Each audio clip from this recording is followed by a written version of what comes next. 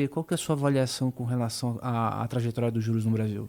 Bom, deixa eu falar um pouco sobre a questão da natureza, das origens e dos processos inflacionários, né? Vamos observar o que aconteceu depois da guerra da Ucrânia e da guerra de Israel com a faixa de Gaza não tem importância para isso. Mas você sabe que os americanos destruíram um, um gasoduto que vinha abastecer a Alemanha. Né? Isso aí. Isso, no mundo inteiro, isso não foi só na Alemanha, deu um choque de oferta. Certo?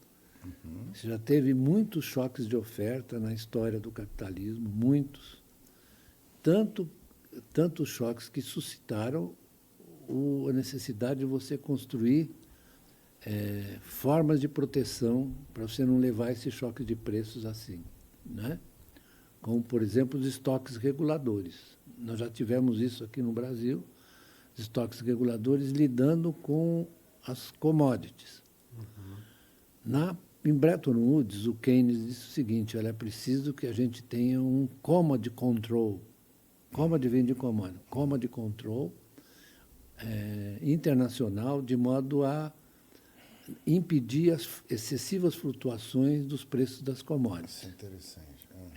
E que ocorrem sempre, né, e acabam determinando, por exemplo, efeitos sobre o custo da alimentação, etc., das pessoas. É claro que tem muitos alimentos que não podem ser submetidos a estoques reguladores, que eles são deterioráveis, mas uma boa parte das commodities podem sim. Né? Então, inclusive o petróleo.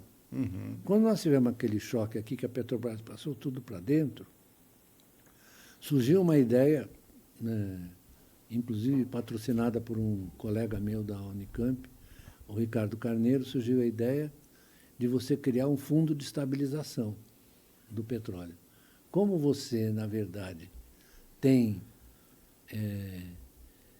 recurso, você obtém recursos da exportação, você pode criar um fundo de estabilização. Quer dizer, em vez de pagar dividendos, você faz um fundo de estabilização, entendeu? E aí é o seguinte, você não deixa flutuar tanto, você ter choques.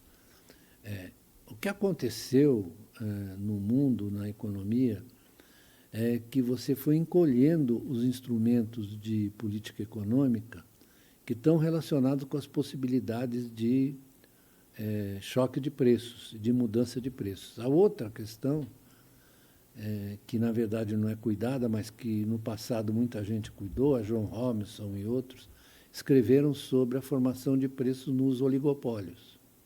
Né? Então, você tem esse poder de fixação de preços, né? Você tem também o problema da relação entre salários e preços, que são há muito tempo considerados. O que os alemães fizeram no pós-guerra? Só para dar um exemplo. Eles permitiram ou definiram que os trabalhadores iam participar do conselho das empresas. Por quê? Porque ali eles negociavam salários e preços. Então, o banco, o Bundesbank, o banco alemão central, ele só movia a taxa de juros depois que essa negociação tinha sido feita. E foi um sucesso.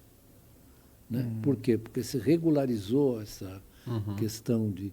Então, não exagerem, por favor, não exagerem, façam as coisas direitinho, porque se vocês se comportarem de uma maneira civilizada, os salários reais vão crescer, porque você vai, na verdade, ser capaz de impedir que a inflação se generalize. Né? Você teve a ideia da curva de Phillips, que vocês sabem o que é. Né? Então, isso tudo foi encolhido e ficou no regime de metas. Você ficou em cima da taxa de juros.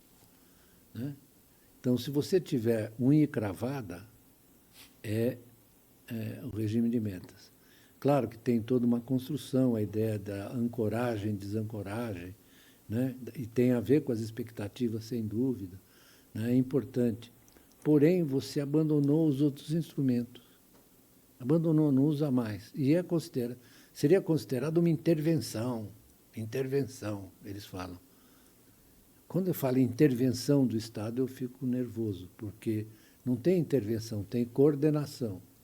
Intervenção é uma coisa de fora para dentro, né? A intervenção. Do que eles estão falando? Né? É uma banalidade horrível essa, prejudicial à sociedade. Não tem intervenção, é uma coordenação. Se eles querem, vamos levar às últimas consequências a negação do Estado. Então, eles querem terminar com o Estado, então vamos terminar, para ver a experiência. Né? Teve um tal de Hobbes, que escreveu A Guerra de Todos contra Todos. Isso foi depois da Revolução, foi durante a Revolução Gloriosa na Inglaterra. O que ele disse? Se não tem o Estado, você não tem as regras que controlam o medo e a ganância dos indivíduos soltos na pirambeira. Tal de Thomas Hobbes, né? Que é um dos grandes pensadores políticos Temos que descarrilhar, né?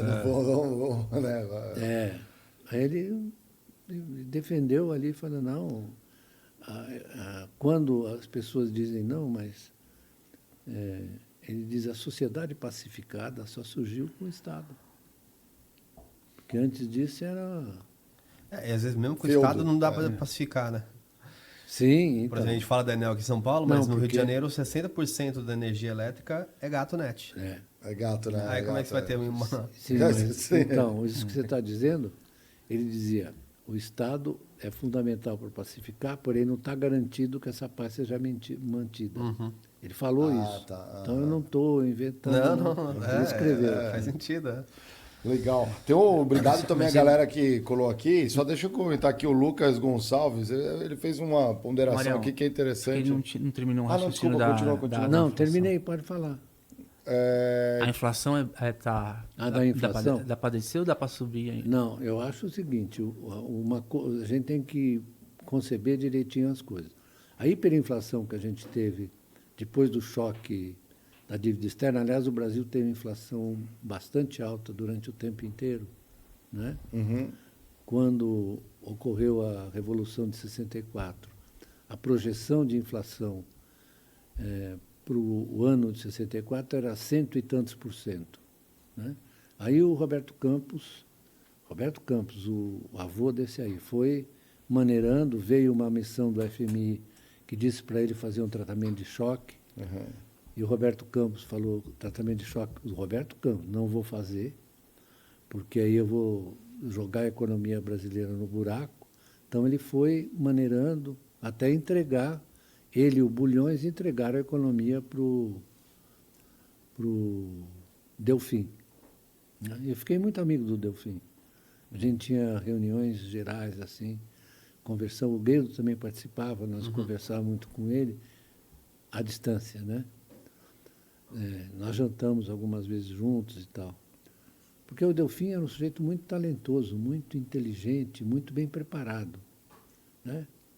Como todo ser humano, ele teve suas derrapadas e apoiou o AI-5 e tal, né? A ditadura.